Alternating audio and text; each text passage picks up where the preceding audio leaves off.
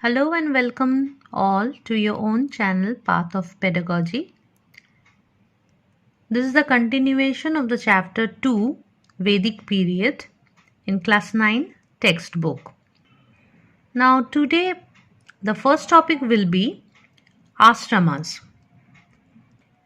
Now in the early Vedic period people used to grow up according to the family traditions, but in the later Vedic period the whole lifespan of one person that was divided into 4 time periods.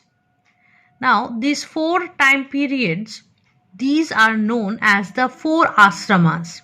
Okay, and each time period will be of 25 years duration.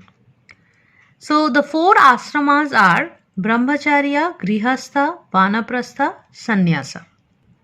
Now Brahmacharya is the first 25 years of age. It lasted up to, and now in this phase people they were just concentrated to acquire knowledge in the Gurukul, and we know that we have already studied that in the Vedic period there was a Gurukul system. So the students used to live in the Gurukul and acquire knowledge from the gurus. So Brahmacharya phase, this ashram is lasted up to the age of 25 years, and in these phase the students their only aim was to acquire knowledge from the gurus, and they used to grow up in strict discipline also. So this is the first ashrama. Next 25 years, that means from 25 years, another 25 years to 50 years, this is the Grihastha ashrama. Now in this phase, man was supposed to raise a family, and a man has to take the responsibility of maintaining his family. So this phase is all about the family. Next is the Vanaprastha ashrama.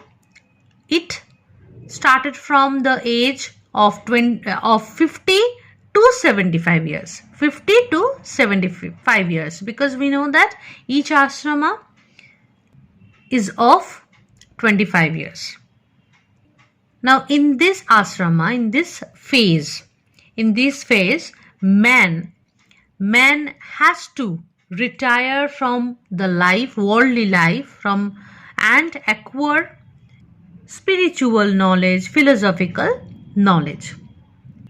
So जैसे कि गृहस्थ आश्रम में people used to raise a family, people used to take all the responsibilities for maintaining his family. But in the third stage, that is the Vanaprastha ashrama, here in this phase people had to retire from the worldly life, and now they will be concentrating to acquire spiritual knowledge, philosophical knowledge. And the last stage was sannyasa. This is started from 75 to 100 years of age. Now in this period, people had to free himself from all the bondage. That means this is the period of renunciation or salvation. So in this phase, man had to leave everything forever for attaining salvation or moksha. That means salvation means free from this circle of birth and death. So this is called sannyasa. So these are the 4 ashramas that in the later Vedic period people used to go through.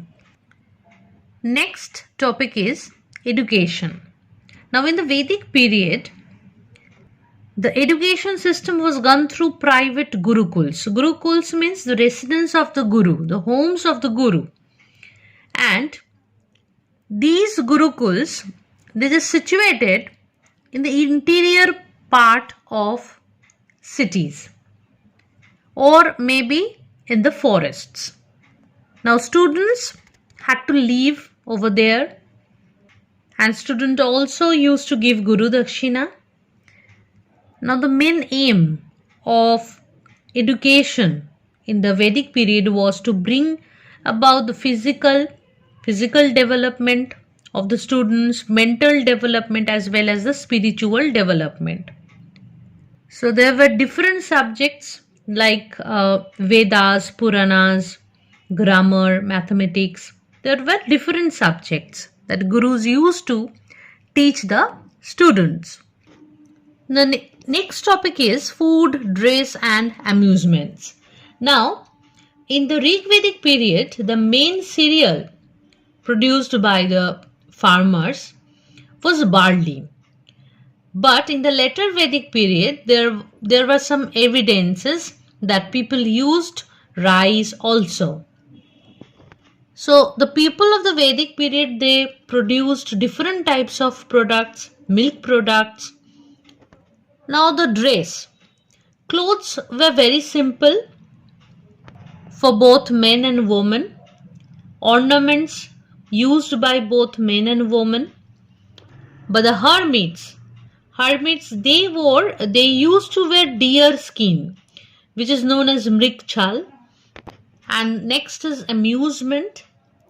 Both the periods, both Vedic periods like Rig Vedic period and later Vedic period, in both the Vedic periods, the main amusements, means of amusement were chariot races, horse races, dancing, singing, etc. And there were some chief musical instruments also, that like drum, flute, mridang. People of Vedic period, they participated in different types of sports, festivals. Next is religious beliefs. Now, in the Rig Vedic period, the people worshipped nature. Okay. Like Indra, who is considered as the rain god, who is responsible for bringing rainfall on the earth. Now, next is Agni, fire god.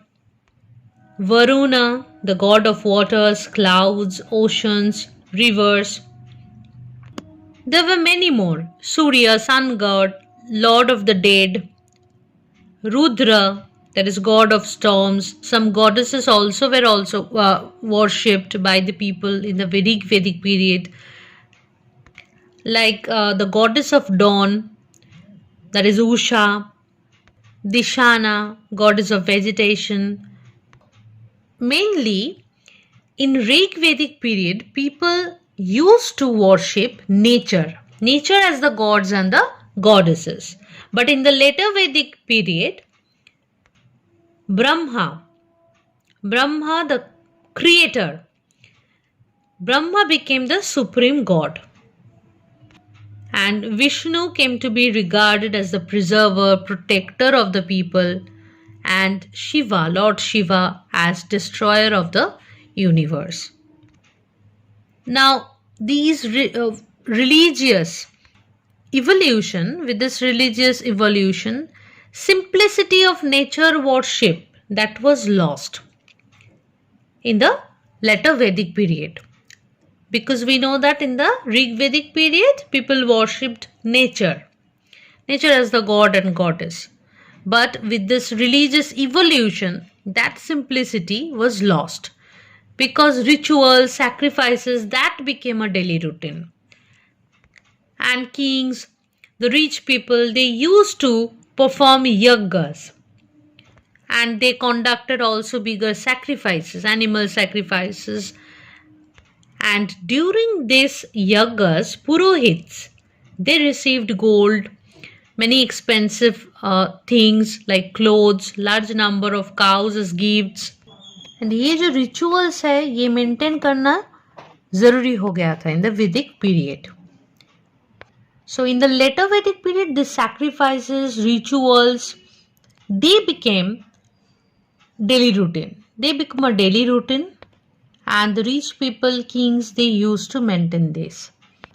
So this much is for today. So watch the video carefully till the end, and if you have any doubt, you can ask me in the comment section. I will try to resolve your problems.